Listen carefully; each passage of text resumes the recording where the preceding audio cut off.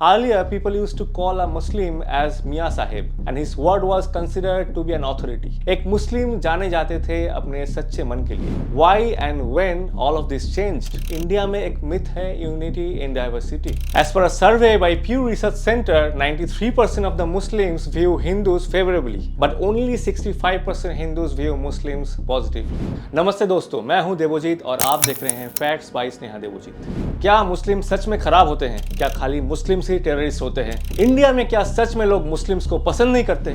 India was divided into two countries back in 1947 by the Britishers. All India Muslims league का जन्म हुआ था 1906 में ढाका में, which was under British India during that time. इनका गोल था साउथ एशिया में मुस्लिम इंटरेस्ट को सिक्योर करना. यही मुस्लिम लीग आगे जाकर द पाकिस्तान मूवमेंट का जन्म दिया, calling for a separate Muslim homeland after the British exit from India. इनका कहना था कि सब कॉन्टिनेंट के मुस्लिम्स फंडामेंटली काफ़ी अलग हैं यहाँ के हिंदुओं से, जो कि majority of the population generate करते हैं. इसी वजह से इनको एक अलग इस्लामिक स्टेट यानी कि देश चाहिए जहां केवल मुस्लिम्स रहेंगे. ये आइडिया लार्जली रियलाइज्ड हुआ जब ऑल इंडिया मुस्लिम्स लीग ने लाहौर रेजोल्यूशन अनाउंस किया 23 मार्च 1940 में. फिर से वही डिमांड रहा कि इंडिया के मुस्लिम्स मेजॉरिटी स्टेट्स को ग्रुप बना के एक ऑटोनोमस स्टेटस दिया जाए. लाहौर रेजोल्यूशन को पाकिस्तान रेजोल्यूशन के नाम से भी जाना जाता है. ऑल इंडिया मुस्लिम लीग ने इस पाकिस्तान रेजोल्यूशन के ऊपर एक 9 मेंबर का सब कमेटी बनाए जिसमें मोहम्मद अली जिन्ना, लियाकत अली खान जैसे लोग थे. It was presented by A.K. Fazlul Haq, the Prime Minister of Bengal. ये थे बंगाल प्रोविंस के हेड इन ब्रिटिश एरा. ये वाला पोजीशन वैसे इंडियन इंडिपेंडेंस के साथ डिसॉल्व हो गया.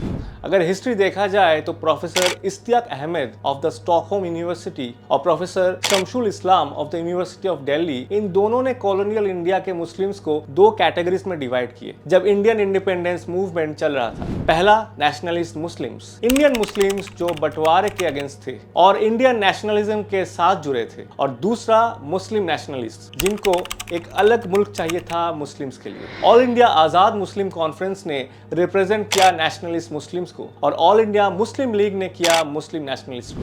अभी देखा जाए तो Islam is the second largest religion in India. India also has the third largest number of Muslims in the world. Bharat में इस्लाम स्प्रेड होने लगा अरब कोस्टल ट्रेड रूट पकड़कर. Trade routes in Gujarat and in Malabar coast. बोला जाता है कि तकरीबन 7th century की इंडिया में इस्लाम इंट्रोड्यूस हुआ था विद द अरब्स इन्वेडिंग. घोगचा गुजरात में बरवारा नाम से एक मॉस्क है जो कि बिल्ड हुआ था 1623 AD में, मतलब आज से कुछ 1500 साल पहले. इसके बाद आए दिल्ली सुल्तानेट और द ग्रैंड मुगल एम्पायर. फिर से हम अगर 700 AD के आसपास जाते हैं तो जानेंगे कि इस टाइम पर उम्मैय्यद्स ने एक 17 साल के लड़के को सिंध प्रोविंस भेजे थे, सिंध प्रोविंस के ऊपर कब्जा जमाने के लिए. इनका नाम था Muhammad bin Qasim. He was leading an army of 6000 soldiers. ये नेहरू सिटी में पहुंचे जो कि आज की डेट में पाकिस्तान में बसे हैदराबाद है. इंडिया पहुंचते ही इन्हें कोई खास रेजिस्टेंस नहीं मिला. He was actually welcomed into the city by the Buddhist monks that controlled the region.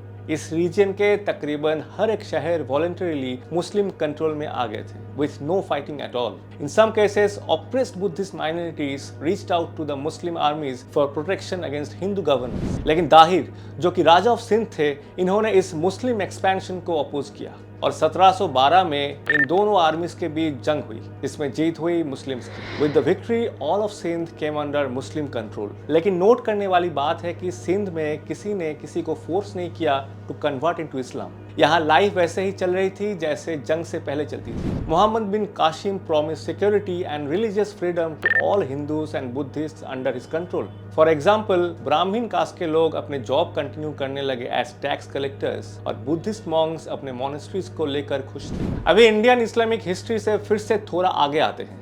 1940, Mohammad Ali Jinnah started leading the Muslim League's call for Pakistan. इस दौरान इंडिया में कम्युनल टेंशन और बढ़ने लगी, which made it easier for All India Muslim League. 14 अगस्त 1947 में जन्म हुआ independent Pakistan का विथ मुस्लिम मेजोरिटी. पाकिस्तान में इंक्लूड हुए Sindh province, west of Punjab, Baluchistan and north west frontier province and obviously eastern parts of Bengal. Communal violence और बढ़ने लगी. पाकिस्तान में बसे हिंदूज और सिख इंडिया आ गए और मुस्लिम्स यहाँ से गए पाकिस्तान. लेकिन फिर भी कुछ 35 मिलियन मुस्लिम्स रह गए इंडिया में, लगभग 3.5 crore, which was 10% of India's population back then. In 1971, East Pakistan became Bangladesh.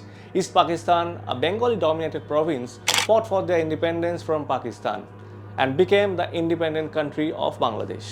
इसी फ्रीडम फाइट में इंडिया में हिंदू और सिखों के बीच क्या कोई मुस्लिम्स नहीं थे?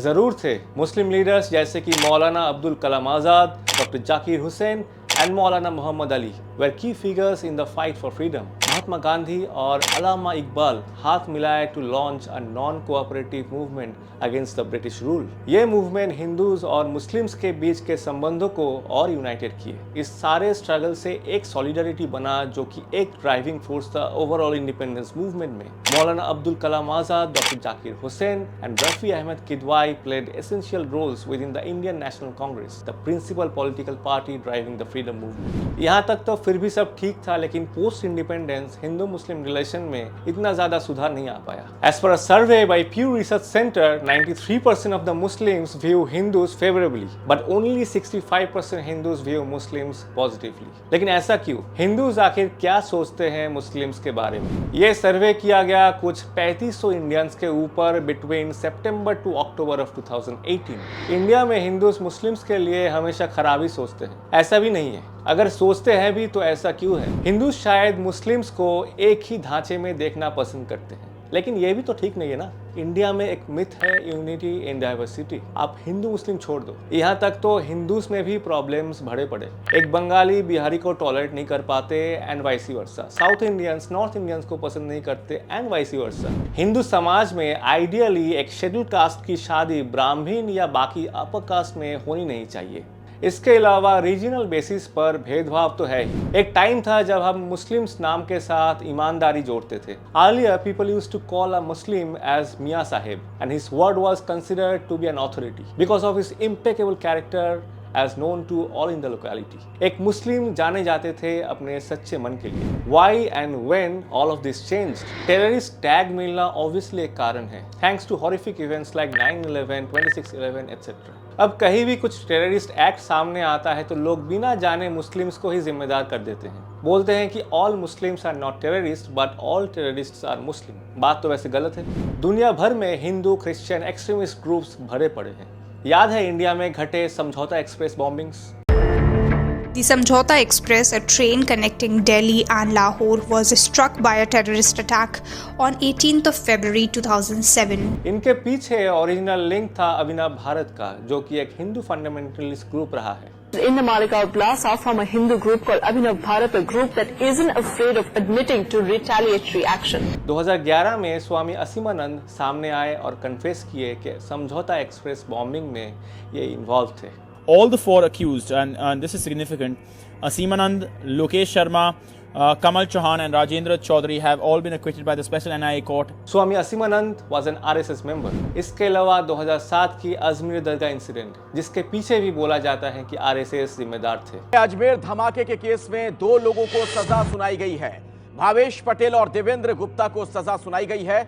उम्र कैद की सजा अदालत ने सुनाई है। 2007 की यह घटना है जो ये धमाका हुआ था। इस धमाके में 3 लोगों की मौत हो गई थी, 15 लोग तब जख्मी हुए थे। और भी कई इंसिडेंट्स इंडिया में घटे हैं जहां टेररिस्ट मुस्लिम्स नहीं थे। Rajiv Gandhi was killed by Kalaivani Rajaratnam, a Hindu. ये क्या टेररिस्ट एक्टिविटी नहीं था? Tamil Eelam army, Sri Lankan Tamil militant Hindu group, पता नहीं ये कितने टेररिस्ट एक्टिविटीज कैरी आउट किए थे इन द लेट 90s और 1987 लालरू बस मैसेकर, जिनमें 38 हिंदुओं की जाने गई। और मारा किसने? The Khalistan commando force, which is a Sikh extremist group. 1996 के ब्रह्मपुत्रा ट्रेन बॉम्बिंग, जिसके पीछे सरकार ने जिम्मेदार ठहराया बोरो ग्रुप को, जो कि एक हिंदू मेजॉरिटी ग्रुप है। इसी दौरान ऐसे भी काफी एक्टिविटीज हुए हैं जहां मुस्लिम्स ग्रुप जिम्मेदार थे। इसका मतलब तो वही बनता है कि आदमी कोई भी हो, किसी भी रिलीजन के हो, सब में खराबी और अच्छाई रहती है। अकेले एक ग्रुप को सिंगल आउट करना शायद ठीक नहीं होगा। पिछले 30 सालों में यूएस में बहुत सारे स्कूल शूटिंग्स हुए हैं, जिनमें तकरीबन 200 लोगों की जाने गई। क्या यह टेररिस्ट एक्टिविटी नहीं है? Most of the shooters were Christians. हाल ही में हुए पहलगाम इंसिडेंट्स के बाद देश भर में बहुत लोग बोल रहे हैं कि हर एक मुस्लिम्स आतंकवादी है और इन्हें देश के बाहर किया जाए। क्या ये छोटी सोच नहीं है? Azim Premji, the founder of Wipro, is a Muslim. इनको czar of IT industry in India कहलाया जाता है। He has twice been listed among the 100 most influential people by Time magazine. Premji was awarded Padma Vibhushan, India's second highest civilian award, by the government of India. इन्होंने 2001 में बनाए Azim Premji foundation. इनके notable काम में से एक है providing funds for improving school education in India. पहली दफा में इन्होंने कुछ 2 बिलियन USD प्लेज किए थे। 2 बिलियन, जस्ट इमेजिन। इसके अलावा 2024 तक कुछ 3 लाख लोग विप्रो के लिए काम करते हैं। तो अभी आप क्या बोलेंगे, अजीम प्रेमजी के साथ क्या किया जाए? अजीम प्रेमजी जैसे और भी बहुत सारे शख्स हैं जिन्होंने इंडिया को आगे ले जाने में, इंफ्रास्ट्रक्चर बनाने में मदद की। क्या इनको देश के बाहर करना चाहिए? कुछ नाम मैं बताता हूँ, आप खाली जज करो। APJ Abdul Kalam, the ex president of India, इनके बारे में तो हर कोई जानता है। लिटरेचर और म्यूजिक में मिर्जा गालिब, मीर कैफी आजमी, तानसेन, बिस्मिल्लाह खान, मोहम्मद रफ़ी, जावेद अख्तर। मूवीज में दिलीप कुमार, नारगिस, मधुबाला, शाहरुख खान। स्पोर्ट्स में पतौदी, शब्बीर अली और जाहिर खान। अभी आप बोलिए इन लोगों के साथ क्या करना चाहिए? बात यह भी सच है कि इंडिया सच में सेक्युलर भी है, नहीं तो ये सारे शख्स फेमस कैसे होते? क्यों लाखों करोड़ों लोग इन्हें प्यार करते हैं? I think everything boils down to our leaders and media. Bharat जैसे विशाल देश को मैनेज कर पाना and managing its people is not a matter of joke. Hindu Muslims के ऊपर चर्चा ना करके अगर देश के प्रगति के ऊपर नजर रखा जाए तो सच में भारत सारे जहां से अच्छा बन सकता है। आइए मिलते हैं अगली वीडियो में। Meanwhile please reach out to your Muslim, Sikh, Hindu and Christian friends whenever they need you and spread love। दुनिया में इसकी बहुत कमी है और थोड़ा बहुत प्यार मुझे भी दिखाइए by subscribing to my channel। जय हिंद।